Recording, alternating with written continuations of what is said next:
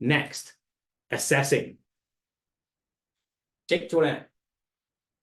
Yeah, so second point here on assessing, in terms of using technology to help us with assessing, obviously technology advancements can really support this process. And we see that features like auto marking questions, for example, even multiple choice quizzes, which are auto resulting in total as well. Great examples of how technology can ease the burden of that responsibility from the trainer.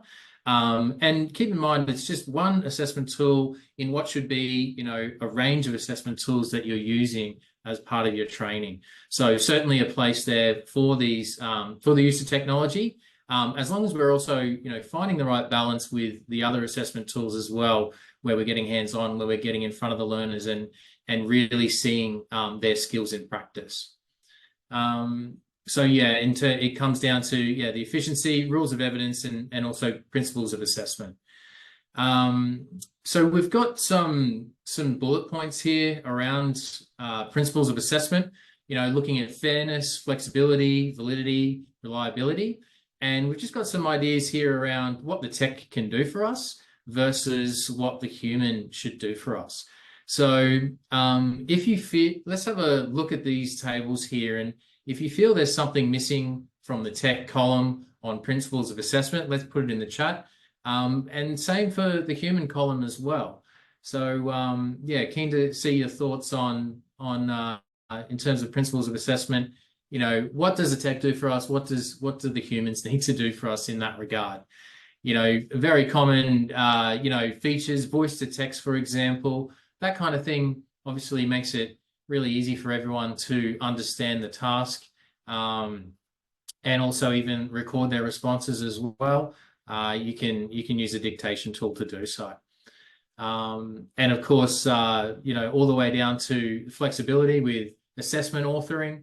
So, you can use these tools, ChatGPT, to kind of help you craft an assessment and craft different variations of that assessment very easily based on the context that you kind of prompt it with.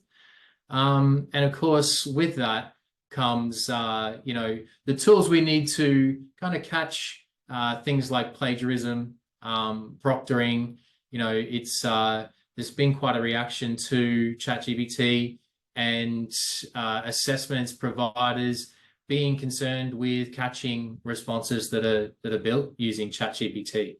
Now, it does kind of raise the larger question around the way that we design our assessments.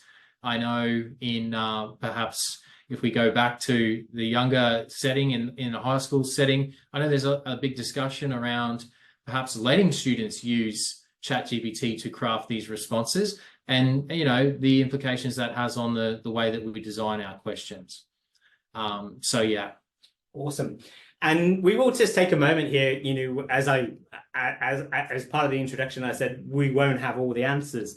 There's definitely things missing here from both the tech and human columns. I have no doubt. And some of those human sort of inputs that we talked about earlier in the word cloud with regards to empathy and decision making and the like, very big part of it.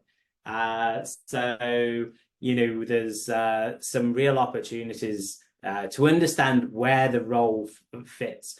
And when we go back to one of the polls where we were asking your delivery methods and modes, and we had 100% automations, we're removing that human column. So we need, wherever we're doing that, we need to ensure that we're doing it for the right reasons, and we've got a really robust plan to be able to deliver in that scenario.